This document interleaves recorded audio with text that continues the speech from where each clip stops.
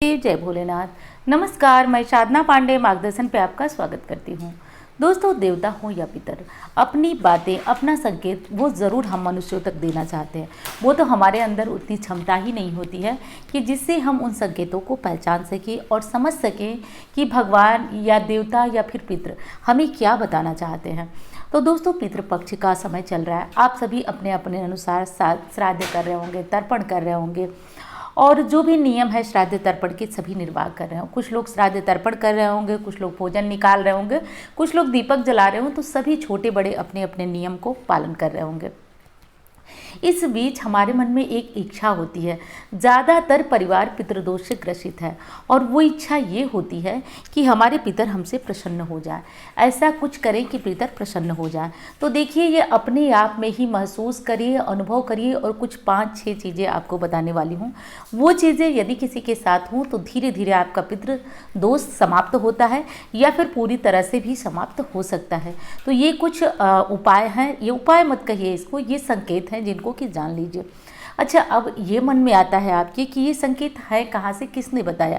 तो देखिए, गरुड़ पुराण में बताया गया है। जब गरुड़ भगवान विष्णु और गरुड़ का प्रसंग हो रहा है, गरुड़ पूछ रहे हैं और भगवान विष्णु उनको बता रहे हैं, तो बता रहे हैं मृत्यु पर्यंत आत्माएं जब पहुँचते, खैर छोड़िए, लंबी बातें नहीं करके मुद्दे की बात ही मैं कर देती हूँ, बता देती हूँ। तो भगवान विष्णु कहते हैं कि हे गरुड़, जब मनुष्य पितृपक्ष में अपने लोगों के पास आता है, अपने परिजनों के पास आता है, तो वो संतुष्ट और तृप्त हो जाता है उसके द्वारा किए गए श्राद्ध कर्म से, पिंडदान से। तो वो अपने पूर्वजों को कुछ कौवे के रूप में आकर के अपना भोजन ग्रहण करते हैं पितर, कुछ कुत्ते के रूप में, यहाँ तक कि कहा जाता है कि वो हर किसी भी रूप में आकर के अपने पूर्वजों से अपना श्राद्ध ग्रहण करते हैं। और ग्रहण करने के बाद कुछ इस तरह की चीज़ें, संकेत अपने परिजन को देते हैं। तो आज मैं उन्हीं संकेतों के बारे में आपको बताने वाली हूँ। तो चलिए दोस्तों, वीडियो आपको पसंद आती है तो आप लाइक ज़रूर करिए। आपके लाइक बहुत बड़ी प्रेरणा देते हैं दोस्तों। समझ में आती है कि बातें आपको पसंद आ रही हैं, वीडियो आपको पसंद आ रही हैं, तो ज़रूर बताइएगा और चैनल को भी साथ साथ सब्सक्राइब कर लीजिएगा, क्योंकि इस तरह की जानकारियाँ मैं हर दिन आपको देती हूँ। चाहे पितृपक्ष हो गया, चाहे किसी अन्य त्यौहार की जानकारी हो गई। देखिए, जिसमें सबसे और पहला और बड़ा किस चीज़ का है रोल, तो देखिए, कहा जाता है कि यदि आपके दरवाजे पे बार बार गौ माता आ जाती हैं, गाय माता, तो कहा जाता है कि देवता तो छोड़िए, पितृ का वास छोड़िए, उसमें 9 ग्रहों का वास होता है गौ माता में।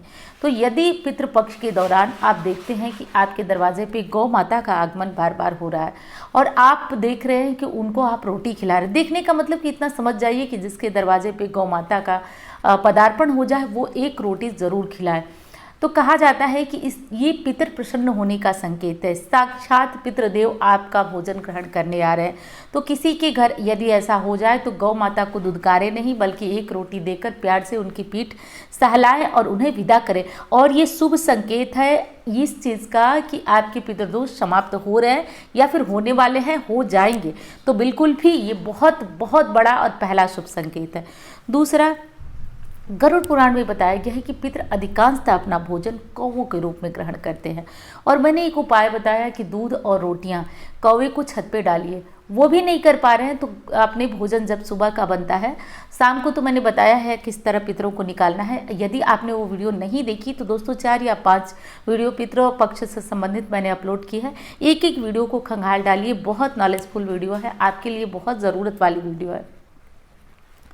तो देखिए, अब करना यह है कि आप जो रोटी देते हैं गाय को, कुत्तों को, तो उस कुत्ते मैं भूल गई, जो रोटी आप कौवों को देते हैं उस रोटी को यदि आपने जो दूध रोटी या फिर अन्य कोई भी किसी भी तरह के रोटी का टुकड़ा फेंका और वो कौवे ग्रहण कर जाते हैं, अन्य चिड़ियों की बात छोड़िए, मैंने कौवों की बात की, वो अगर ग्रहण करते हैं तो कहा जाता है कि उनका ग्रहण करना ही पितृदोष को समाप्त करता है। तो ये चीज़ मान लीजिए कि इस तरह का ग्रहण करना कौवे का, यदि पितृदोष हुआ तो कौवे ग्रहण ही नहीं करते हैं और पितृदोष समाप्त होने वाला होता है, पितृ प्रसन्न होने वाले होते हैं, तो ही कौवे ग्रहण करते हैं। क्योंकि गरुड़ पुराण में बताया गया है कि कौवे के मुख से ग्रहण किया हुआ भोजन पितरों तक पहुँचता है। तो ये साफ संकेत है कि पितृदोष समाप्त होने वाला है। अगला कौन सा महत्वपूर्ण है संकेत है आपके लिए। तो देखिए, सपने में यदि आपके पितर आपको दिखाई दे रहे हैं, सपने में पितर दिखाई दे रहे हैं और वो आपको आशीर्वाद दे रहे हैं, हंसते हुए आपसे बात कर रहे हैं, खूब प्रसन्न है आपसे, ऐसे लग रहा है कि जो भी पितर हैं आपसे वो हंस करके बात कर रहे हैं, खुश हैं, प्रसन्न हैं, तो ये भी ये संकेत है कि जो भी चीज़ें आप कर रहे हैं उससे आपके पितर प्रसन्न हैं, तृप्त है। तो निश्चित पितृ दोष होता क्या है, पितृ परेशान होते हैं तो उसका आपको दोष लगता है, और वो प्रसन्न है मतलब कि दोष समाप्त हो रहा है। तो ये चीज़ें भी आपको ध्यान रखना है। अब इस पर बहुत सारे प्रश्न आएंगे कि दीदी हमें अपने मायके के पितर दिखते हैं। तो देखिए, शादी के बाद ना आपके पितर आपके ससुराल के पितर हो गए, क्योंकि गोत्र बदलने के बाद आपकी जीवन में ये चीज़ें ससुराल से जोड़कर ही देखी जाती हैं। तो यदि मायके का कोई स्वप्न आता है तो आप मायके में ये चीज़ें बताएं और उनसे वो चीज़ें मतलब जो भी श्राद्ध कर्म है वो करवाएं। लेकिन आपके गोत्र आपके ससुराल से जुड़ा हुआ है तो आपके अपने पितरों के लिए ससुराल से ही जो भी करना है वो कर सकती हैं। अब अगली चीज़ है कि कुत्ता यदि आपके द्वारा दी हुई रोटियां हमेशा खाता है लेकिन पितृपक्ष में नहीं खा रहा, तो ये कुछ ऐसा संकेत है कि आपके पितर कुपित हैं। ऐसे में आपको अपने पितरों के लिए और जो श्राद्ध तर्पण है वो विधि विधान से करना चाहिए, कहीं किसी तरह की भूल गलती नहीं करनी चाहिए। और रोटियां यदि कुत्ता खा रहा है तो ये बहुत अच्छी बात है, पितरों के तृप्त होने का संकेत है। अब अगली, और एकदम ध्यान से सुनिएगा मेरी बात को, जो मैं आपको अभी बताने जा रही हूँ, एकदम ध्यान से सुनिएगा, बिल्कुल भी वीडियो को स्किप मत करिएगा दोस्तों, क्योंकि आपसे बहुत सारी ज़रूरी जानकारियाँ छूट जाएंगी। और एक चीज़ और कहना चाहूँगी दोस्तों, इंस्टाग्राम फेसबुक पे मुझे फॉलो नहीं किए तो कर लीजिएगा। जो नंबर देख रहे हैं इस पर मुझसे कुंडली दिखाने के लिए आप लोग संपर्क कर सकते हैं। पितृ विसर्जन को हो गया या फिर पूरे श्राद्ध पक्ष में जिस दिन आपके पितरों की तिथि है उस दिन जब आप ब्राह्मण को भोजन कराएं ना, तो पूरी थाली खाली करके भोजन न कराएं, यानी ब्राह्मण को इतना भोजन परोसे कि खाना खाने के बाद उनकी थाली में कुछ बच जाए। ध्यान दीजिएगा, खाना खाने के बाद उनकी थाली में कुछ बच जाए, इसके बाद वो भोजन आपका जो बचा हुआ जूठन है ब्राह्मण की थाली का वो आप कहीं ऐसे स्थान पे डालें जहाँ से कौवे उस भोजन को ग्रहण करते हैं। और यदि वो ऐसा कर लेते हैं दोस्तों तो कहा जाता है कि भयंकर से भयंकर पितृदोष समाप्त होने लगता है।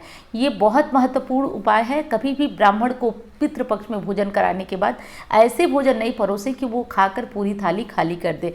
ऐसे भोजन परोसे कि उनके खाने के बाद कुछ भोजन का अंश बचा रहे और आप उसको कौवे को डालें। बहुत महत्वपूर्ण उपाय है, और यदि उसे कौवे ग्रहण करते हैं तो आपका पितृदोष समाप्त होता है, जीवन में सुख समृद्धि और खुशियाँ आती हैं। ऐसी मान्यता है हमारे शास्त्रों में कि यदि आपने पितरों को प्रसन्न नहीं किया तो आप चाहे 33 कोटि देवी देवताओं के सामने सिर झुका के रख लीजिए, आपके जीवन में कभी सुख संपदा नहीं आने वाली है, कभी कोई सुख समृद्धि नहीं आने वाली है।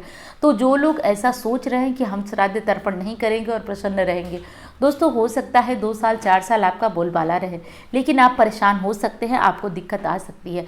तो ध्यान रखिए दोस्तों, इस चीज़ का आपको बहुत ज़्यादा ध्यान रखना है। तो चलिए दोस्तों, अब मिलती हूँ अगली वीडियो में, तब तक कमेंट बॉक्स में खूब हर हर महादेव के जयकारे लगाइए। धन्यवाद।